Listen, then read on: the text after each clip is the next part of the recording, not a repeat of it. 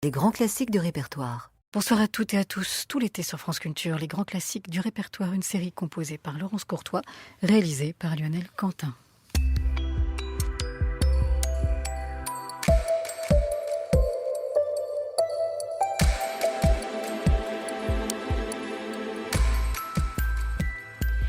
Tous les dimanches soirs, grâce à Lina, nous vous proposons d'ouvrir la grande bibliothèque radiophonique et d'écouter des œuvres de fiction réalisées entre les années 50 et les années 80. Nous aurons ainsi le plaisir de redécouvrir une génération d'écrivains amoureux de la radio qui ont aussi marqué la littérature et le théâtre en France.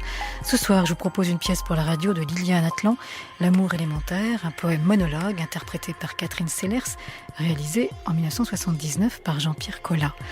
Liliane Atlan est née en 1932 à Montpellier. Elle est morte en Israël en 2011. Elle est l'auteure de Monsieur Fugue ou le mal de terre, un opéra pour Thérésine, Leçon de bonheur et bien d'autres livres. Elle est née dans une famille juive émigrée de Salonique, initiée à la philosophie après la guerre à l'école Gilbert Bloch d'Orsay. Elle publie quelques recueils de poèmes avant que Jean d'Asté et la Comédie de Saint-Étienne ne la révèlent en 1967 comme auteur dramatique par la création de Monsieur Fugue ou le mal de terre dans une mise en scène de Roland Monod.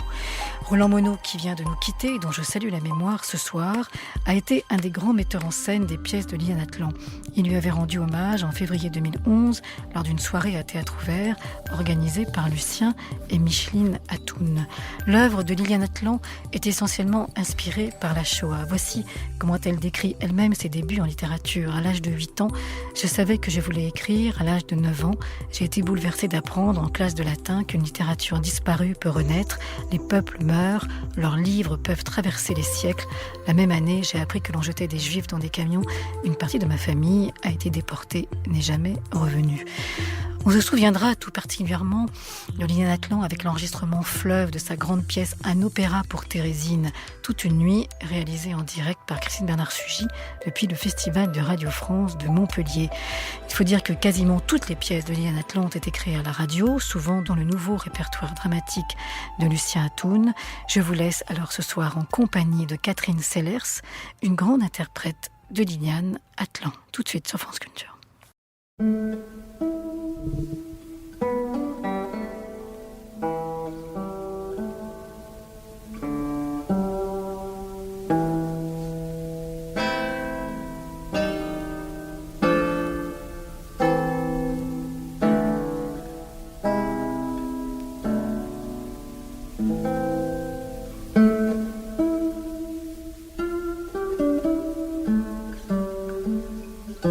Nouveau répertoire dramatique. Catherine Sellers dans L'amour élémentaire de Liliane Atlan. Réalisation Jean-Pierre Collat.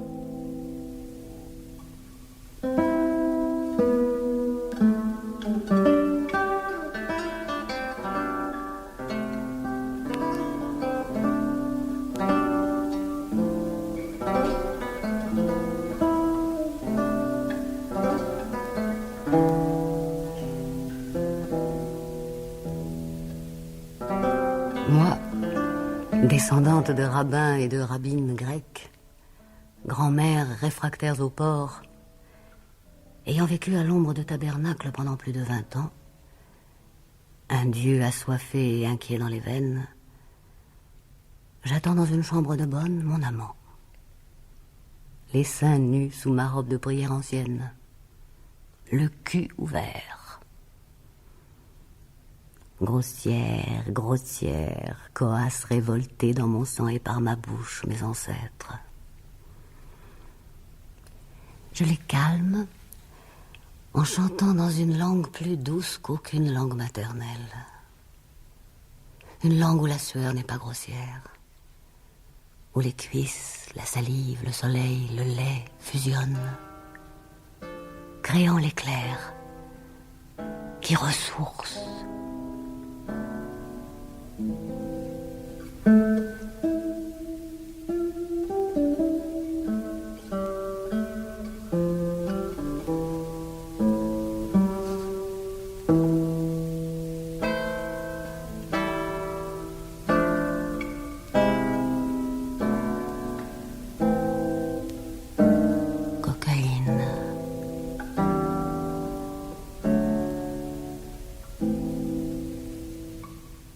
Ma tête est chaude, immense.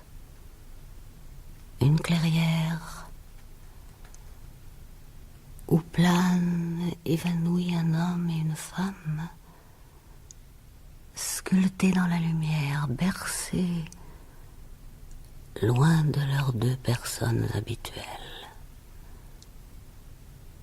Ces chenilles laissées à la poussière. Les mots sont lourds sans elles, pour une joie si pure qu'elle touche au mystère.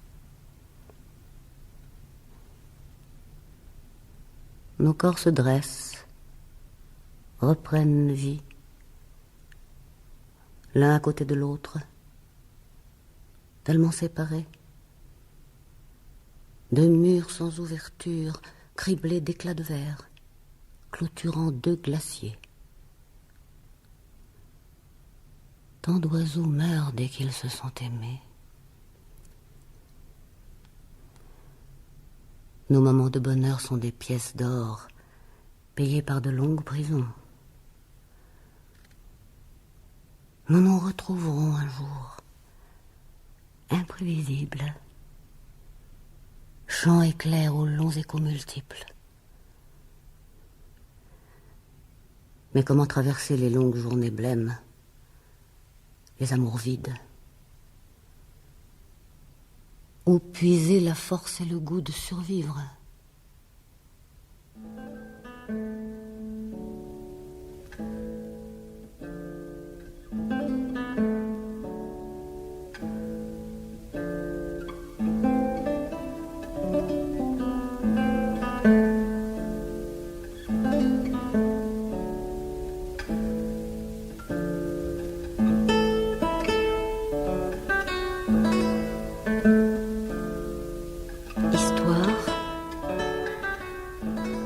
Ils avaient en commun de ne pouvoir aimer que l'impossible.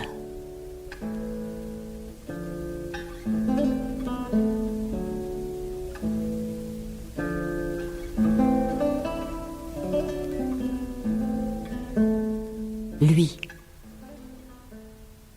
un palais de verre dont n'émergeaient que les défenses.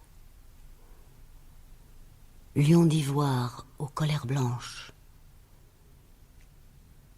Lion de feu pris dans les glaces. Une série de lions barrant une série d'entrées. Dans leurs veines de pierre, un soleil meurtrier.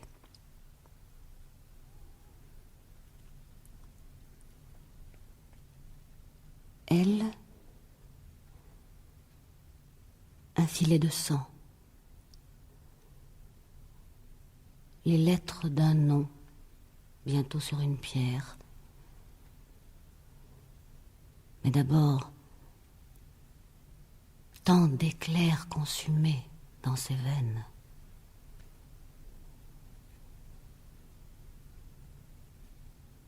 Il jouait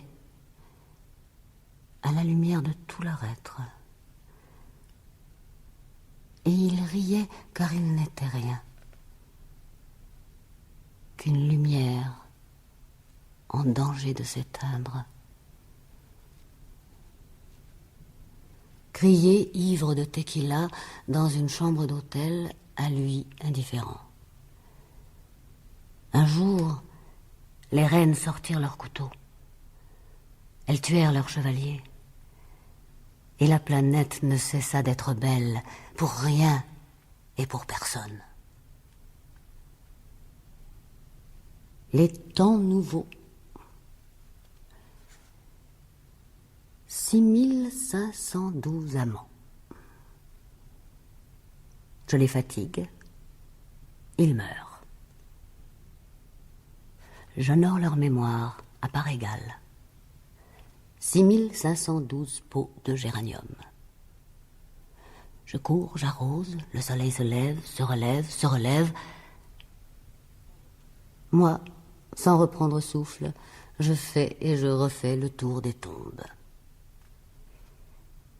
6512 fois veuve et tendre.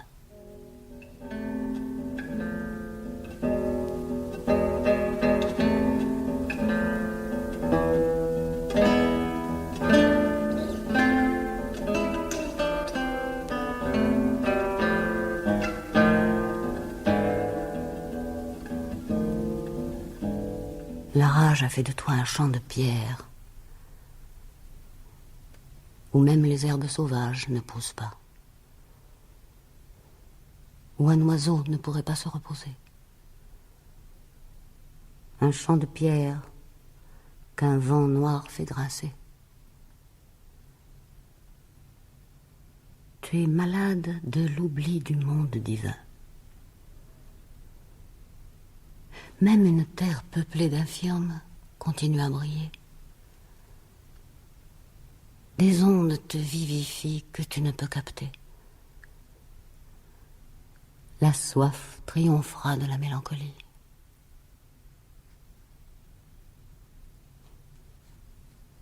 Tu es caché dans ton cerveau comme une graine qui n'a peut-être jamais germé. Je trouvais 2 colombes dans mon appartement. Patientes, le cou plongé dans leur plumage bleu marine, elles couvaient leur nid.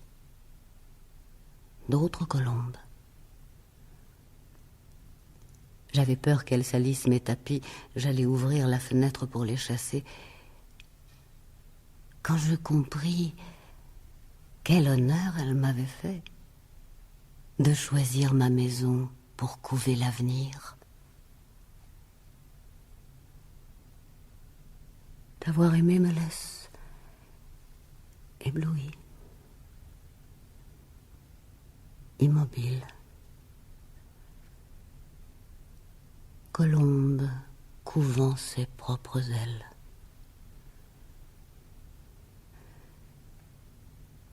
Elle ne naîtra pas. Elle ne veut pas naître devant ta porte fermée. Fermée.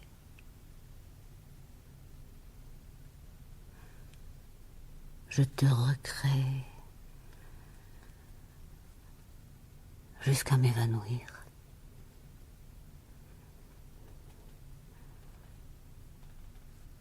Ne te souviens pas de ton bonheur, sinon tu deviens une statue de sel.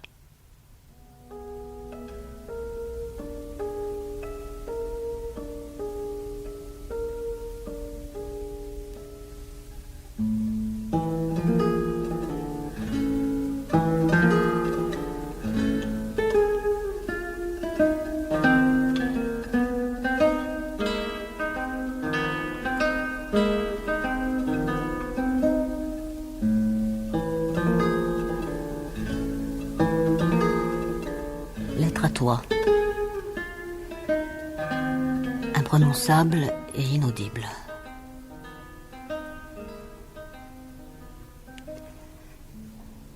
Trouver le diapason comme les cygnes. Ne te mentionne pas, sinon par quelques mots impersonnels et clairs. Ton ciel cassé en 2 murs blancs. Les lettres de ton nom et les lettres du sien. Toi, dans le vide, flaque de sang.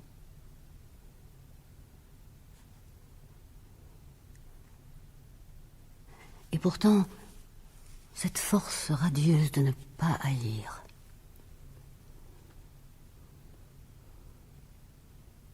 Lettre à lui, suite. Le cri de désir déchirant d'un oiseau la réveille. Elle n'appelle plus. Elle a dit l'indicible.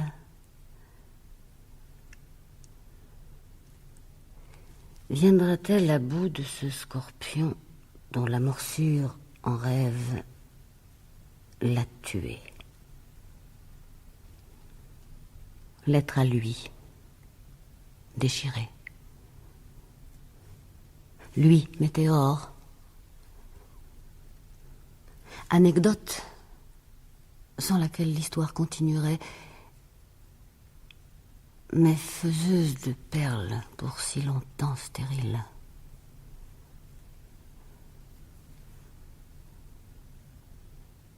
Pourquoi dire, tout dire? termites logés dans vos propres eaux. Je ne voulais pas seulement me détruire. Filtrant par la folie les rayons les plus cruellement insoutenables du plaisir.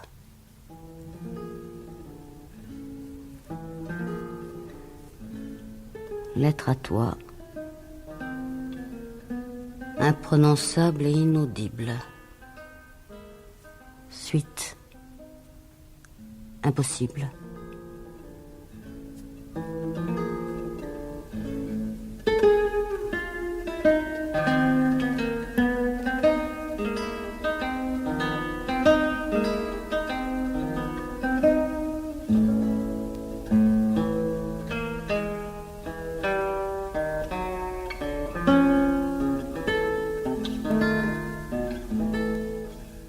Danger, le nom d'une ferme et le nom d'un rêve. Une petite fille venait de naître et j'en étais la mère. Je prenais soin d'elle. Elle existait depuis 1 heure à peine et elle s'exprimait en termes philosophiques mais simples. J'admirais la fermeté de son esprit. Il fallait la langer, la nourrir, la promener. Ma mère, qui depuis sa mort ne cesse de sortir de sa tombe, m'aidait. Les discours de la petite fille nous fertilisaient. J'en avais bien besoin, car depuis des années, je vais, je viens, laissant des pans de ma chair sur les portes, que je les ouvre ou qu'elles se ferment.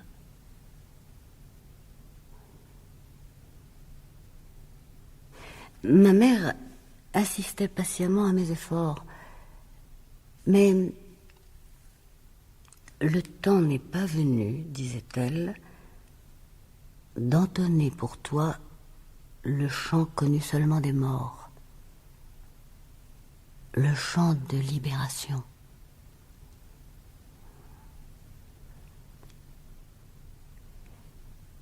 Soudain, je m'apercevais que la petite fille dépérissait. Un ami, infesté de poison, mais s'arrachant par habitude entre 2 longues plaintes quelques éclats de joie, conduisait la voiture. Par à-coups brusques. En quête non plus d'un médecin, mais d'absolu.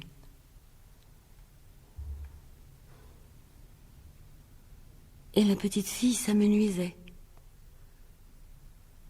Je m'aperçus qu'elle n'avait plus de jambes, ni de tête. Je sentais, sans la voir, ma mère se fermer.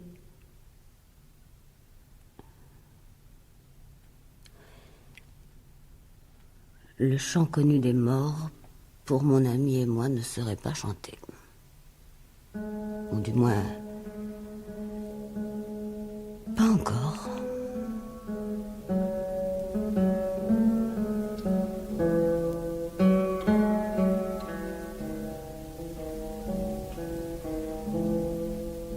À inscrire sur tes portes, sur ta peau, dans ton sang, surtout ne te résigne pas.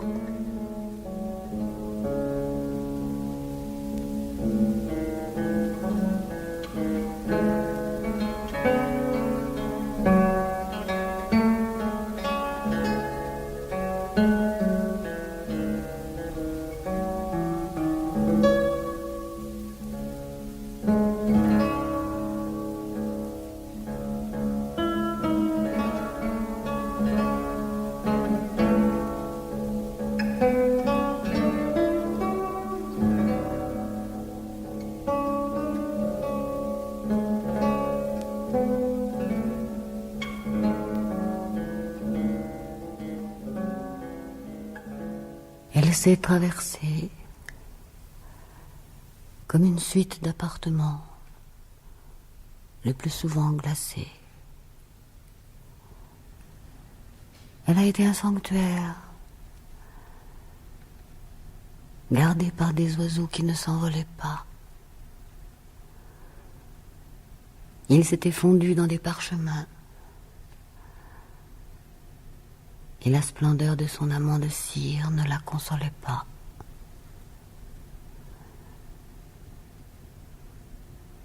Elle a été un autel dont des femmes nues épongeaient la boue, jetant les clients ivres. Elle cirait les manuscrits, et la splendeur des mots ne la consolait pas.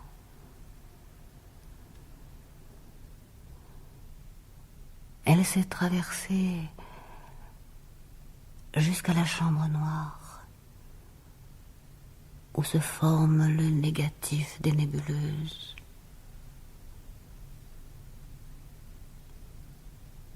Et la splendeur d'être ne la consolait pas.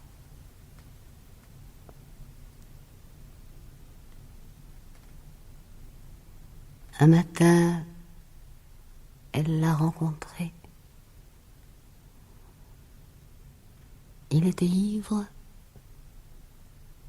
elle était nue, et il dansait. De vrais oiseaux les traversaient.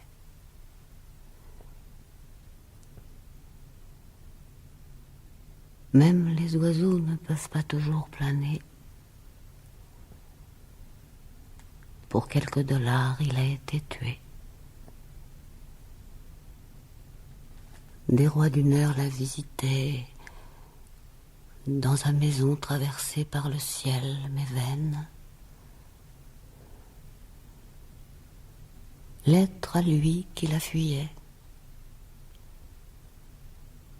Je ne veux pas mourir d'aimer.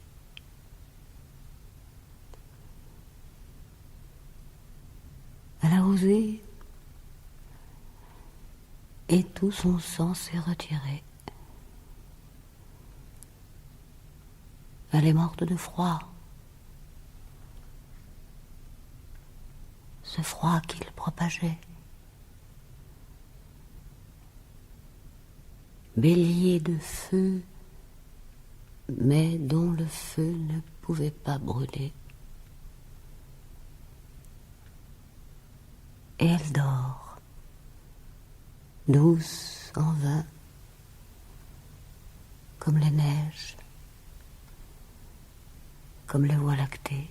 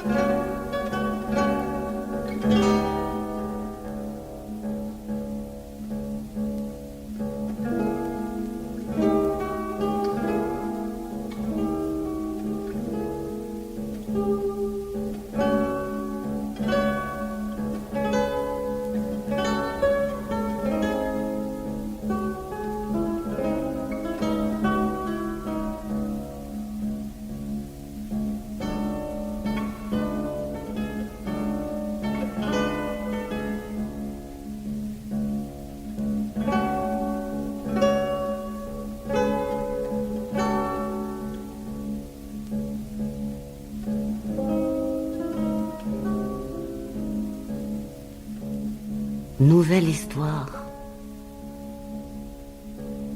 Magie.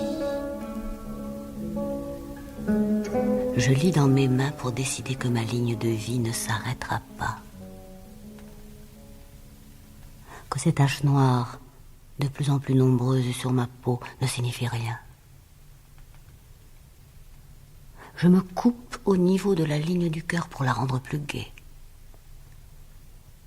Pour y graver notre rencontre. la rendre inéluctable. Nous nous aimons depuis l'enfance, nous l'avons dit, trop tard, toute une vie trop tard. Il reste encore quelques années. Rien ne nous sépare que la mélancolie. Ce vice est gravé dans notre monde la folie. Je décide que ces croix sur nos lignes de chance deviendront des étoiles, qu'il dépend de nous de lever la disgrâce. Lis dans ta main, chez toi, notre nouvelle histoire. Nous avons 20 ans. Nos familles n'ont pas été tuées. Nous n'avons pas été interdits de bonheur. Ta femme n'est jamais née, mon mari non plus. Nous ne laissons personne nous séparer. Nous courons en riant. Nous voici nus dans une odeur de myrrhe et de lavande, ivres de thym et de cigales, reine et roi pour un soir dont nous voulons qu'il ne finisse pas, en reprenant notre souffle sur un banc dominant la montagne.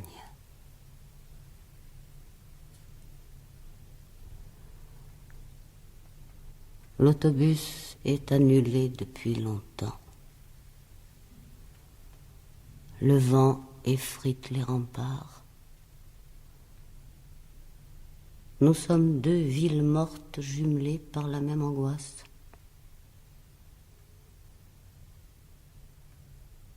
Les lignes noires de nos deux vies restent distantes. Je ne me résigne pas. Je me coupe la main. Coupe la tienne. Et viens.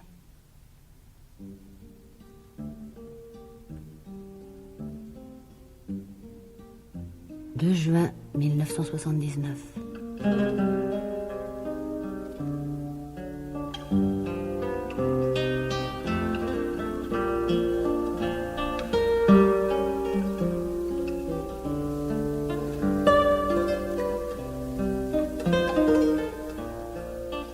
L'humour de l'univers. Notre congrès s'était ouvert dans un village de vacances. Les conférences terminées, nous allions sur la plage. D'épais nuages noirs montaient de la mer. Ils touchèrent le ciel.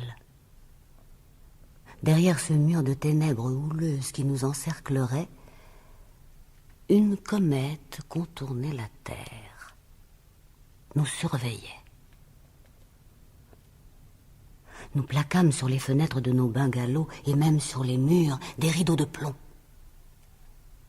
Dans nos abris hermétiques, des morceaux d'arbres captifs nous donnaient la sensation de pouvoir respirer. Et le congrès reprit, sur des points techniques, un nouveau style de marketing. On se battait jusqu'au sang pour trouver du travail.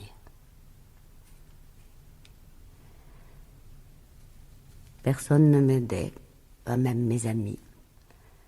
Chacun pensait à soi, à mourir le dernier. Non de nuit diluvienne, nous l'avions oublié, mais de cette famine singulière et absolue sur laquelle portaient peu à peu nos études. Un manque d'avenir, un manque de désir. Même nos experts ne voyaient pas d'issue. Nous avions comme perdu la vue.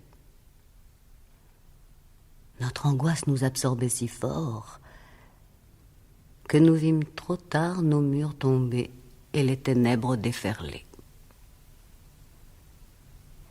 Certains s'émerveillèrent de l'humour dont faisait preuve l'univers en nous engloutissant par le déluge qui nous convenait.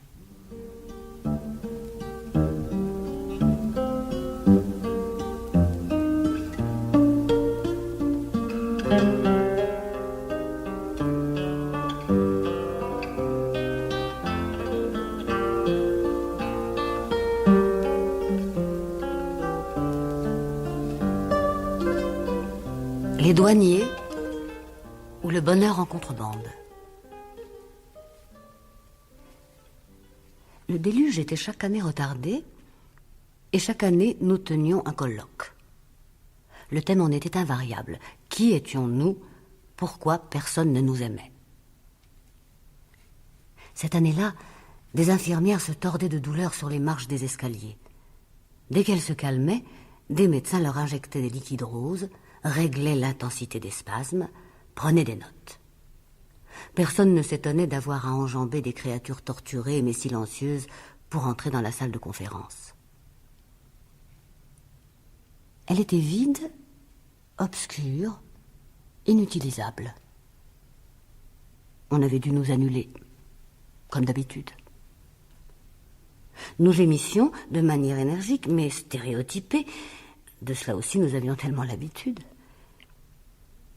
Le supplice évident des infirmières qui traînaient, convulsées, abandonnées dans les couloirs, nous soulevait de pitié pour nos morts. Ils furent les premières victimes des expériences. Et même si depuis la mode s'en est répandue, nos souffrances furent et resteront uniques, sacrées. Une pancarte dans un couloir nous rassura. La réunion des non-aimés se tient dans la salle bleue. La meilleure. Par quel hasard? Dans quel piège veut-on nous faire tomber? Enfin, nous pourrons gémir en toute langue. La traduction simultanée est assurée.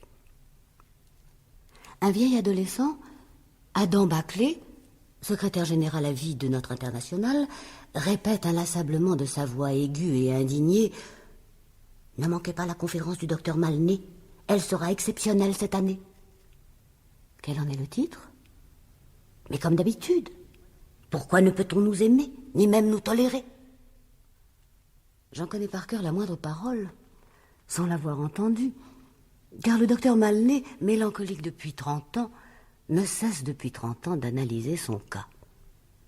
Il ne peut comprendre pourquoi depuis 30 ans, il n'est devenu ni tout à fait aveugle, ni tout à fait désespéré. Jusqu'à quand pourra-t-il ne pas se suicider? Je veux à tout prix l'entendre, car depuis 30 ans, j'ai pris l'habitude de l'écouter, d'en être bouleversé. Mes amis, dont je suis las à force non de les voir, mais d'écouter leurs plaintes, je me demande par quel miracle j'ai pu si longtemps les secourir sans me noyer moi-même, ont disparu brusquement du couloir. Même les infirmières torturées et impudiques ne traînent plus par terre. Je me retrouve seule comme une survivante. L'absence de tragédie précise me déconcerte.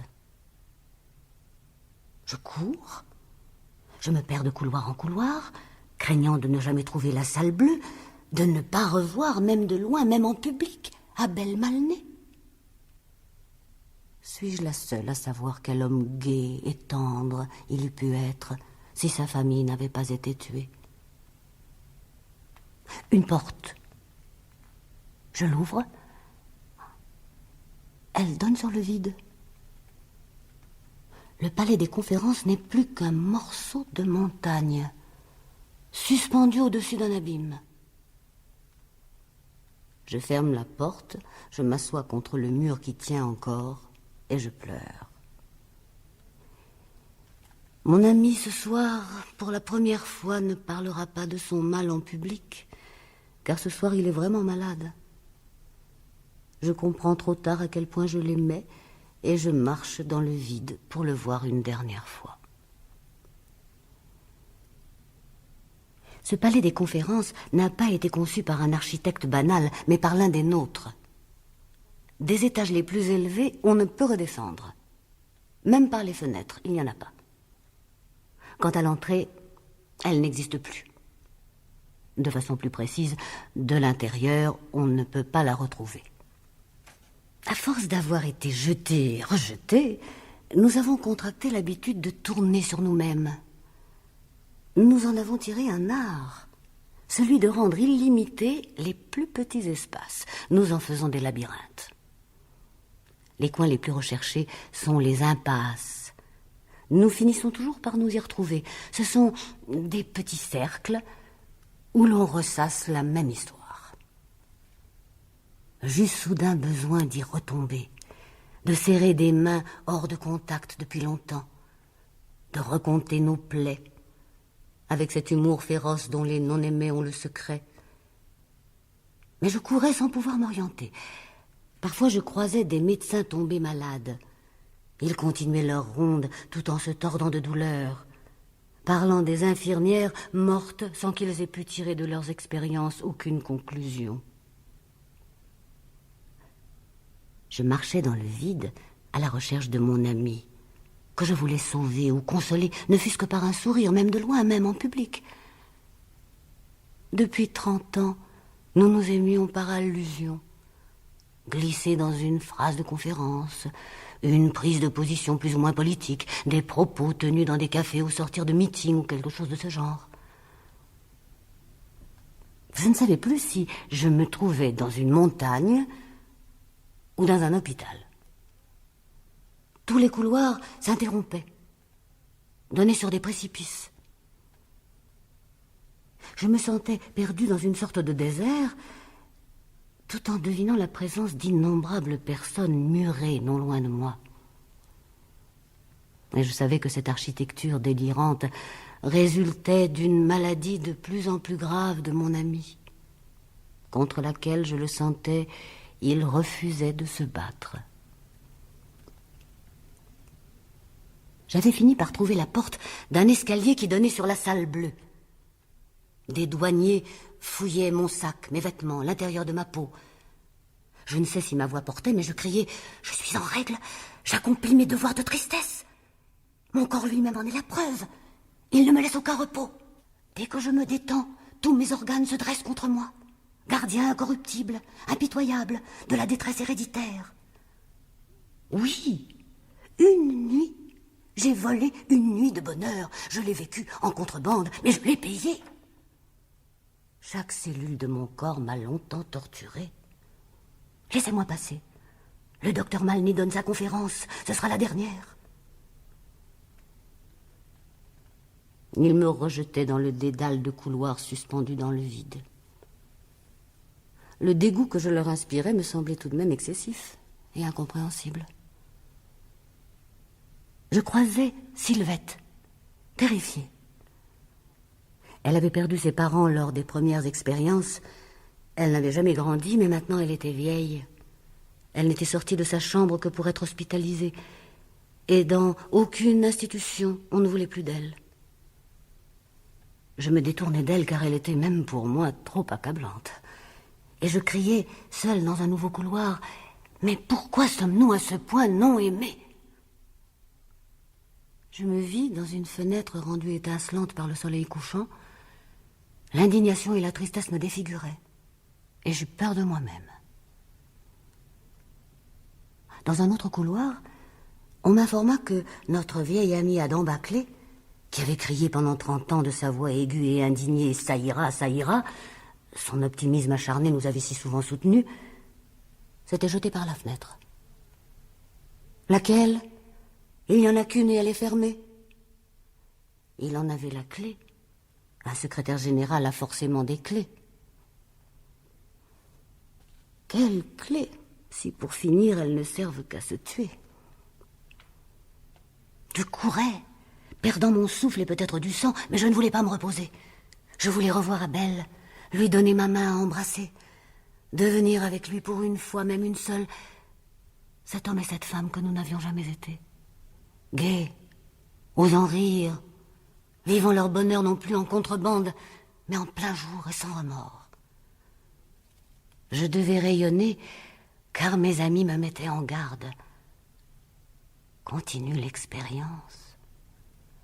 Ne pense qu'à reculer les limites de l'endurance. Tu es si belle quand tu es folle. Ils tentaient de me retenir de toute leur tendresse, de tout leur charme. Mais même dans les caves, les oubliettes, les douaniers m'ouvraient des portes, me montraient des chemins, m'aidaient à arracher de tout mon être cette personne torturée qui me ressemblait et qui m'avait si longtemps occulté.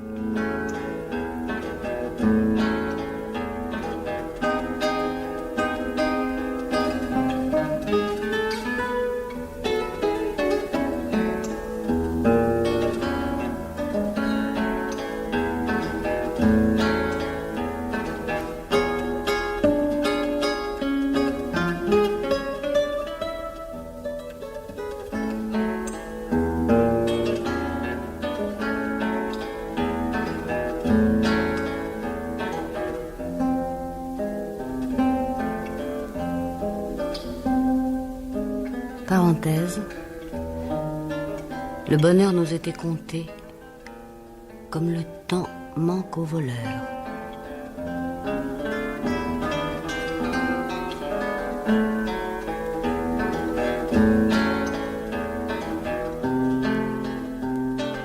Un fait divers de la plus grande banalité. Le plaisir est un piège. Le feu a pris, et nous voici à sa merci. Tu voudrais me fuir et tu m'appelles. Je te blesse, mais je te sens circuler dans mes veines.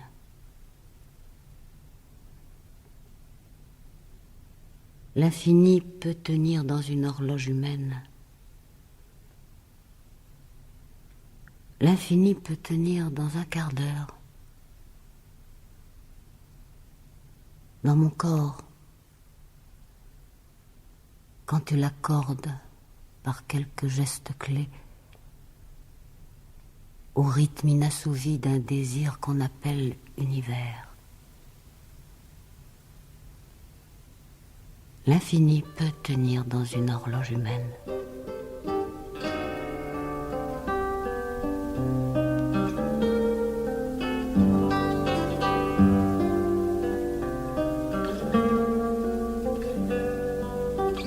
C'est avec mon sein que j'écris ce poème.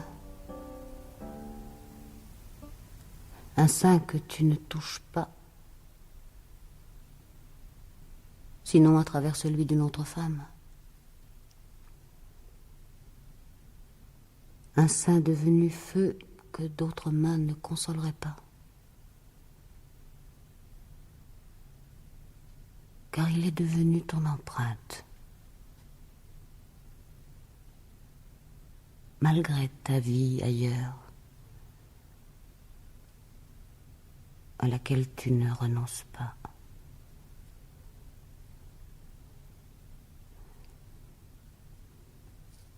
Si tes mains pouvaient se détacher de toi pour venir me rejoindre,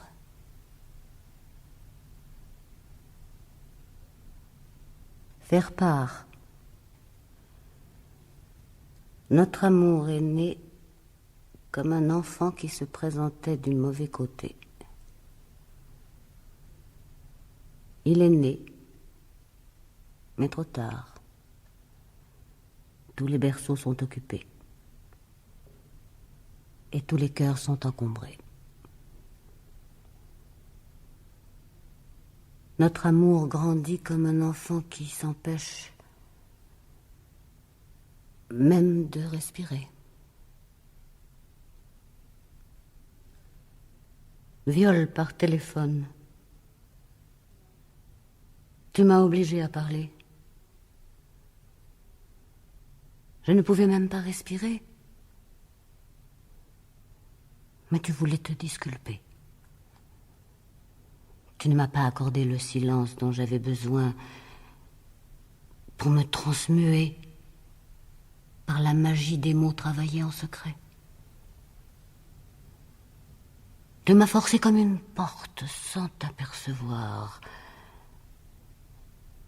que la chambre a cessé d'être noire. L'image capitale n'a pu être formée. Un dimanche où deux êtres orageux se sont longtemps téléphonés.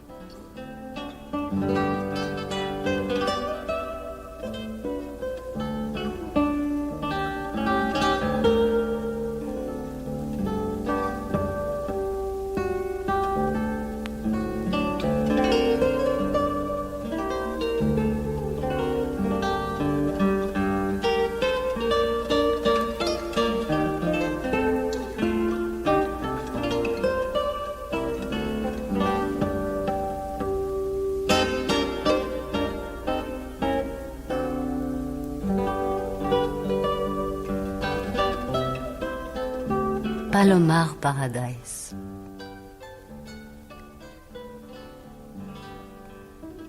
Ils avaient en commun de vouloir rendre la joie possible.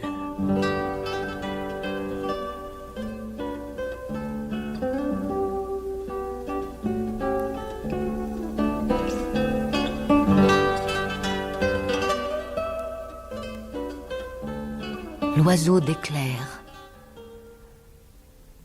L'été n'a pas été facile.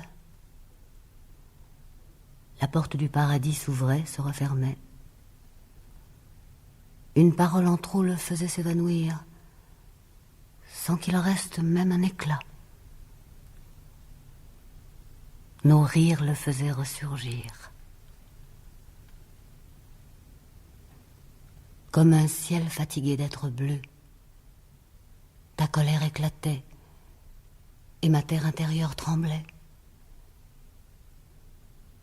Nous donnions tout, mais tout n'est pas assez. Tu te retirais et je restais sans vie. Le bonheur revenait, nous frôlait. Battement de lumière, oiseau d'éclair. Nous n'avions le droit ni de le retenir, ni de le regarder. Nous devions remettre à l'aube sur le palier nos vêtements de soie, nos bouchons de champagne, nous-mêmes, initiés par la joie.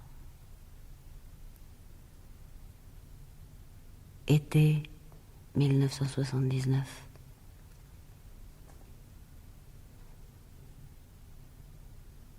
Que ton bonheur soit le ferment d'une pensée enfin exacte.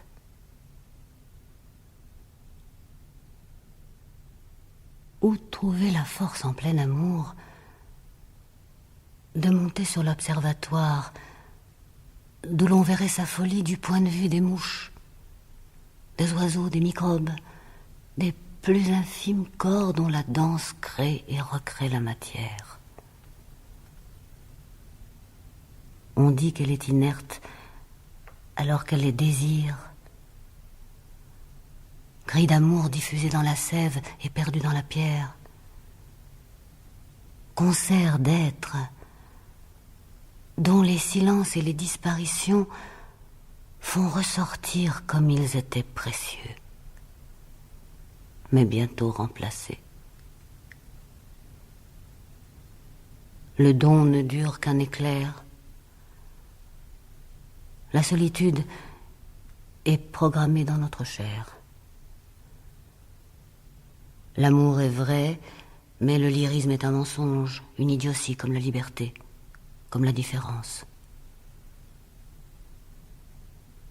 Rien n'est stable, même pas l'égoïsme. Aucun mot ne devrait jamais être prononcé sauf pour en rire. Et surtout du bonheur.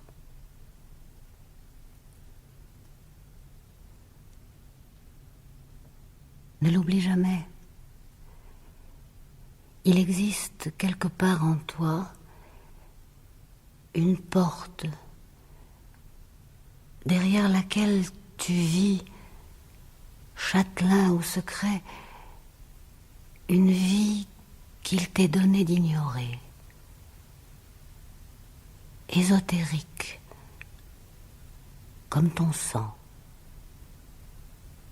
comme tes ossements.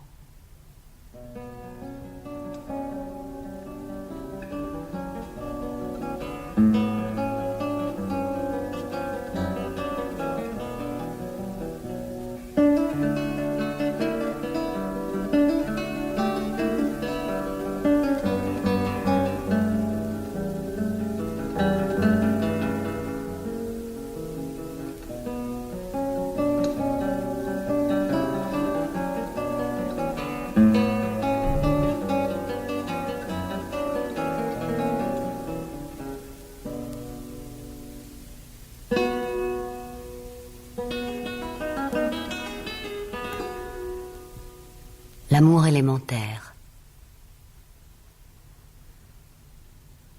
Ni de toi ni de moi, il ne restera rien. Nous serons lentement devenus la montagne, où vivants nous marchions devenant l'obstacle. Ce mur de glace, coupé en deux par un abîme soudain interminable. Deux murs se faisant face. Même la tendresse ne nous consolait pas. Le silence fondait sur nous comme un oiseau de proie. Et la maison gardait son nom de paradis, comme un sourire incrusté dans la pierre résiste aux avalanches.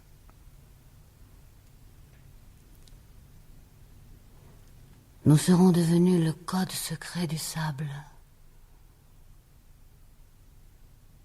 Ce secret d'amour désormais sans histoire. Imprimé dans les dunes, les palmiers, les nuages, dans la chair des montagnes, dans la chair des étoiles, dans les tissus vivants. Ce désir qui ne se connaît pas, contenu dans le feu, dans le sang, éclatant par éclairs en cris, en chants, de joie si vive qu'elle en devient souffrance. Dansé par des oiseaux, des poissons, des serpents, des insectes, des hommes, des femmes. Tant d'êtres se reposant dans l'écrin des pierres d'avoir été vivants.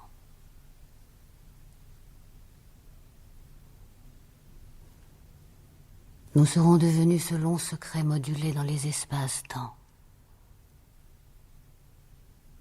perdus dans les trous noirs,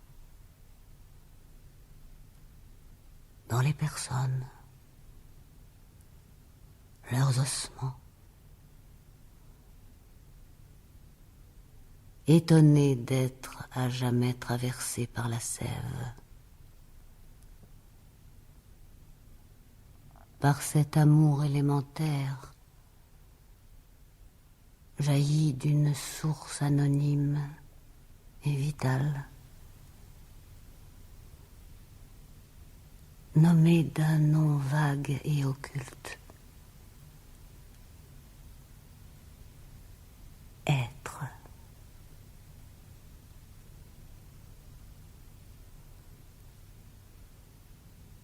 Août 1979.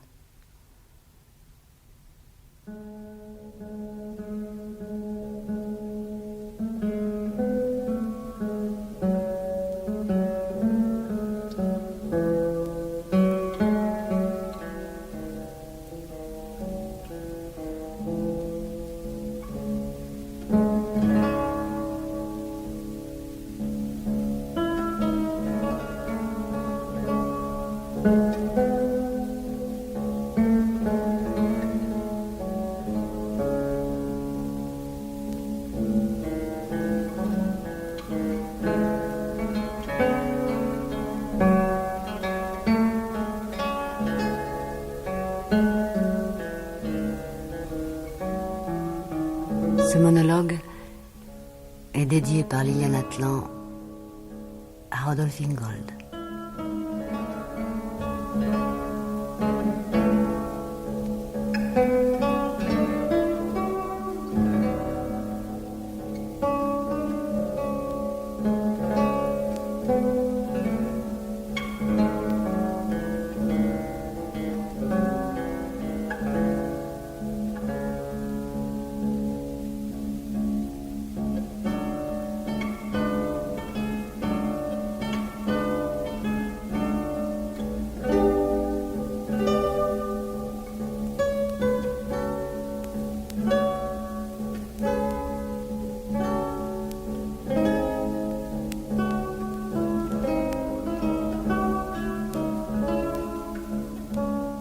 C'était Catherine Sellers dans L'amour élémentaire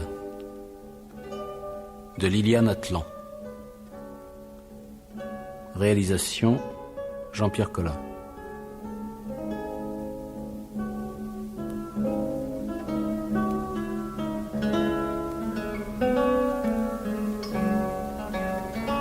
Chef opérateur du son, Bernard Charon.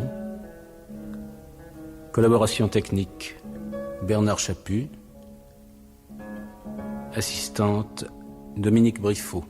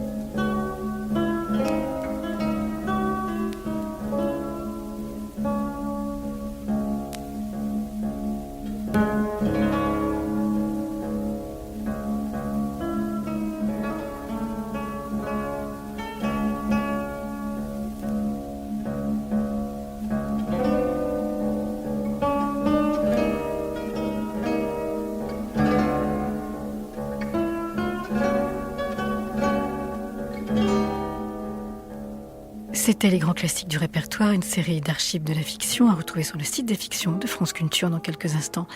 Vous avez rendez-vous avec les racines du ciel.